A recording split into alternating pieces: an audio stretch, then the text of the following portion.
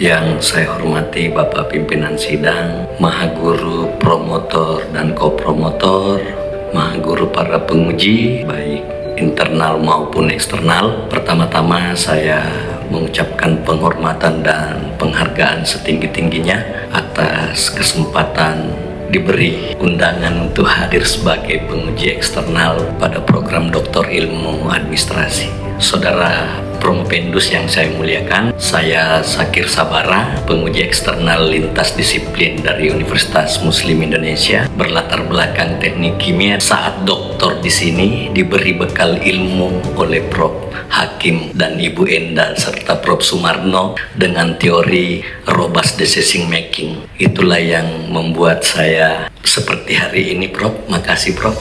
Bu Enda, makasih. Jadi saya menghargai ikhtiar saudara dalam mendalami topik ini, dan izinkan saya mengajukan pertanyaan dari perspektif sistem ketahanan kebijakan dalam ketidakpastian. Sebagai perwira menengah polisi berpangkat AKBP yang baru 2 minggu diangkat jadi Kababingkar Polda Sumsel, kalau dalam polisi istilahnya Bu Enda pencabut nyawa polisi, yang menentukan nasib para polisi, jabatan, dan ditempatkan di mana, kira-kira begitu.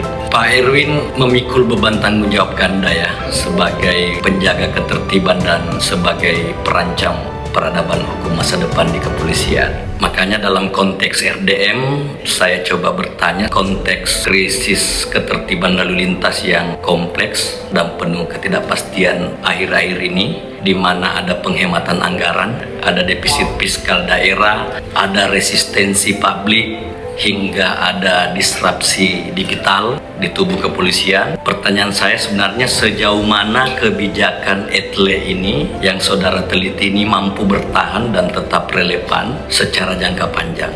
Apalagi ETLE ini belum masuk sebagai penilaian di tingkat SDM Polri. Karena kita tidak ingin ETLE ini hanya sebagai alat penegak hukum, tapi juga sebagai instrumen dalam mendidik masyarakat kita, dan seyogyanya menjadi warisan reformasi birokrasi di tubuh kepolisian. Yang kedua, bagaimana saudara merancang model ETLE yang tangguh, yang robust, yang sistematik, yang bertujuan membersihkan oknum kepolisian, bersih secara moral, secara sosial berkelanjutan, sambil tetap menjunjung rasa keadilan, spiritual, dan integritas, di mana kita mengenal dalam institusi kepolisian itu adalah yang diutamakan adalah Lim Yong Yang, perlindungan, pelayanan, dan pengayoman. Saya kira itu. Terkait masalah sejauh mana ETLE ini bisa bertahan secara sistemik dengan pendekatan RDM atau robust decision making, kami belanja masalah terkait masalah menyiapkan skenario-skenario yang sudah kami bahas dalam disertasi, di mana ada 4 skenario yang mungkin kami petakan. Yang pertama terkait masalah defisit APBD, yang kedua adalah resistensi publik, yang ketiga disrupsi teknologi, dan keempat fragmentasi regulasi. Tentu skenario ini ada resiko utama dalam defisit APBD, maka resiko utamanya adalah terbatasnya anggaran daerah dalam konteks ini, sehingga strategi yang adaptif yang kami terapkan adalah mengoptimalkan partnership sumber daya yang ada di wilayah Sumatera Selatan. Sebagaimana kita tahu, Sumatera Selatan banyak perusahaan-perusahaan, baik itu BUMN, BUMD, yang setiap tahun mengeluarkan CSR. Inilah yang membuat bisa mengatasi dalam hal kekurangan terbatasnya anggaran daerah. Di tengah efisiensi, program ini harus berjalan namun ada efisiensi, ya strategi adaptifnya yang kami terapkan dengan CSR. Yang kedua terkait resistensi publik, di mana risiko utama adalah rendahnya literasi digital yang ada di masyarakat kita, khususnya yang ada di wilayah penelitian kami di Sumatera Selatan. Maka strategi yang paling jitu yang kami terapkan, sebagaimana kami bahas dalam disertasi kami, itu adalah edukasi komunitas berbasis RT RW.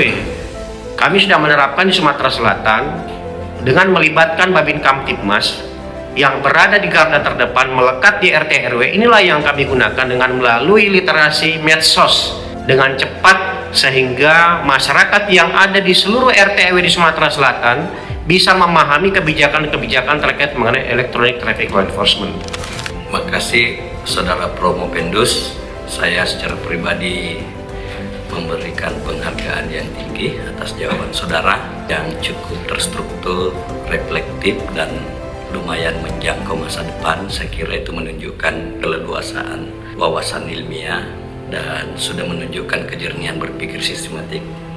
Sebagai penutup dari saya, pimpinan sidang, saya ingin menyampaikan apresiasi yang luar biasa kepada Doktor Ilmu Administrasi Universitas Brawijaya.